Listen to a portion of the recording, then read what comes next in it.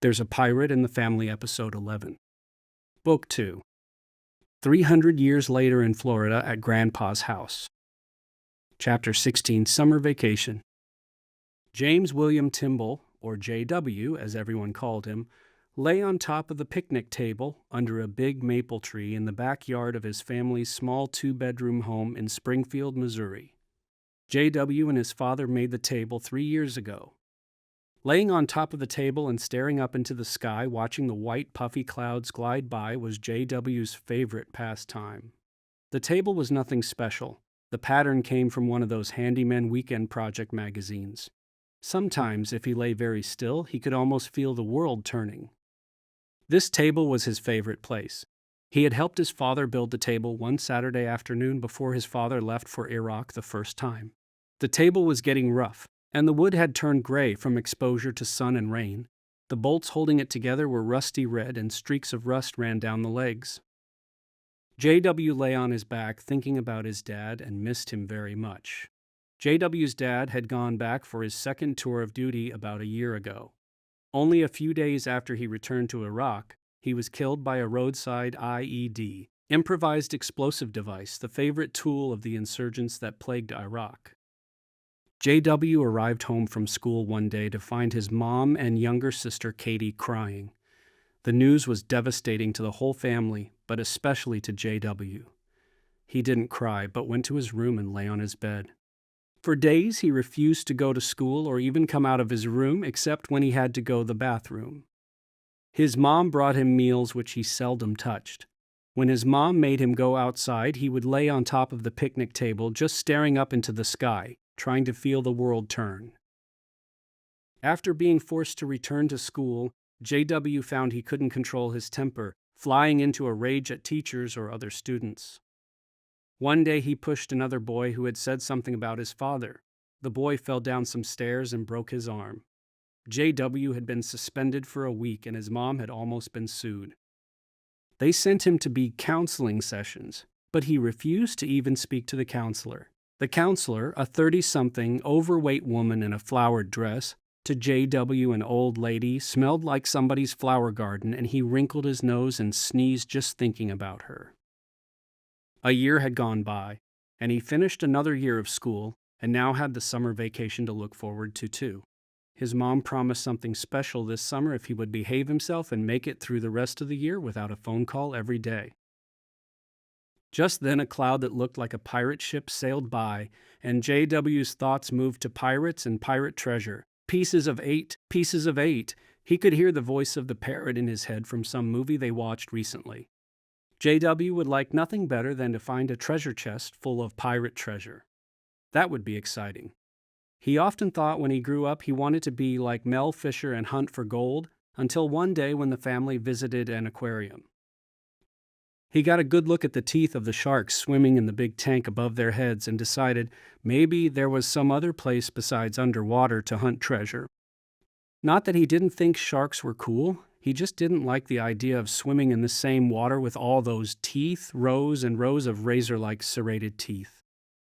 He had a shark jaw on his bedroom wall and some fossil shark's teeth sent to him by his Grandpa Jim in Florida. Grandpa Jim was his dad's father and the person after whom he had been named, according to his mom.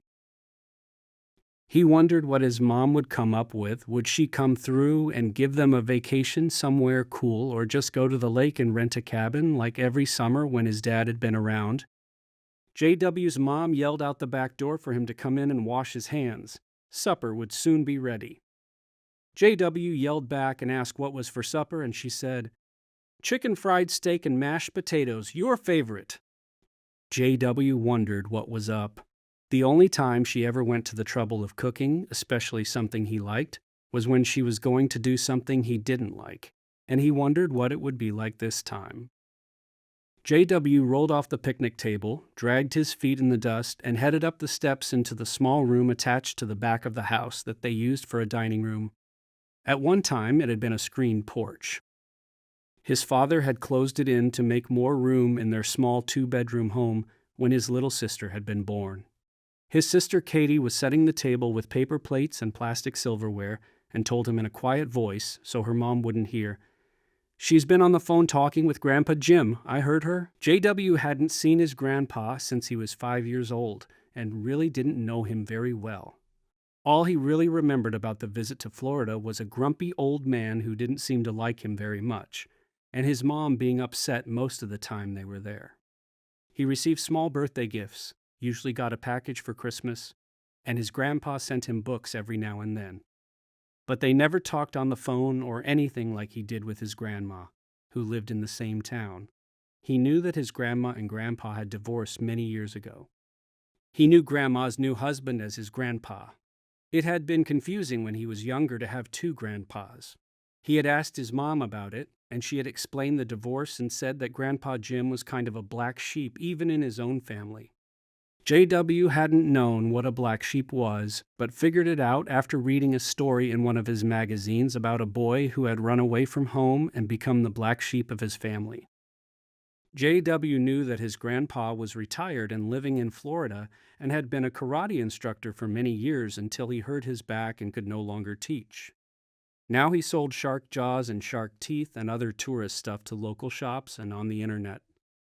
JW thought this was cool because he liked sharks. JW went into the bathroom, ran some water over his hands and wiped dirt onto the towel, looked at it and said, "Oops!" and turned the towel over so his mom wouldn't see it right away and yell at him. It seemed to JW he was always in trouble over something and tried to avoid it whenever possible. Like when Mom had served Brussels sprouts, JW discovered that the leg of the chrome dining table was hollow, so when his mom had left the room, he pulled off the cap and stuffed the foul-smelling vegetables into the table leg and replaced the cap. This worked great for a while until the disgusting odor of the rotting Brussels sprouts had given away his secret. Boy, did she yell at him for that one. It wasn't that he tried to get into trouble. It just seemed to happen. Katie called from the dining room and said, "Supper's on the table. Hurry before it gets cold." JW went in and took his place at the small table and began to fill his plate. Glad to see there were no Brussels sprouts tonight. They were about halfway through dinner when Mom said, "We won't be going to the lake this year. You know that drawing at the supermarket for a cruise to the Bahamas? Well, I won 2 free tickets for the cruise and I've decided to go and take your grandma." "What are we going to do while you're gone?" JW scowled as he asked. "Well, I've been talking with your grandpa in Florida and he has agreed to take you for the 2 weeks while your grandma and I are away."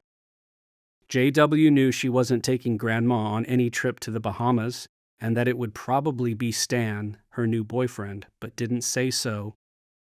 "Do you think Grandpa will take us to Disney World?" asked Katie. "I don't know," Mom said.